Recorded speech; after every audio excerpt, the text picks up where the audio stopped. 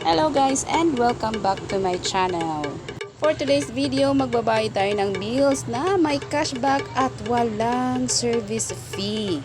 Paano ba yan at kung saan? Dito lang yan kay Maribank. Ito yung dating C-Bank. Walang patumpik-tumpik, eto na ipapakita ko na sa inyo kung paano. Hindi ko na po ipapakita kung paano siya buksan yung app kasi bawal. Hindi tayo pwedeng mag-screen recording na di-detect ng kanilang system.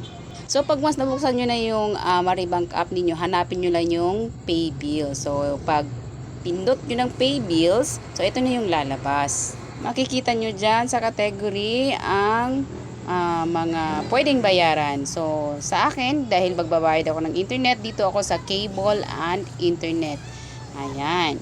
Automatic lumalabas na yung convert kasi binayaran ko na yan dati. Pero, pwede nyo yung i-change ang biller yan. Makikita nyo lahat-lahat ng pwede nyong bayaran. At yan na nga, itatype nyo lang yung subscribers account number ninyo, pati yung subscribers account name, tapos yung amount. So, yung plan ko is nasa 1,500.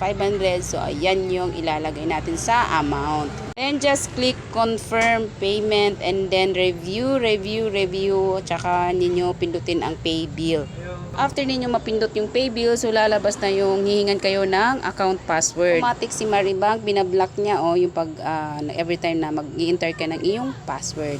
So, pag once okay na, ayan na, bill payment in progress. Then after that, saka mo makukuha yung cashback mo na 5 pesos. O diba mas maganda, wala ka ng service fee, may cashback ka pa. Then ibabalik natin sa main account at para makita natin ang resibo. So yan yung lahat-lahat ng details ng ating binayaran. Yan lamang po, sana meron kayong natutunan. Please like, subscribe at get notified. Thank you so much for watching.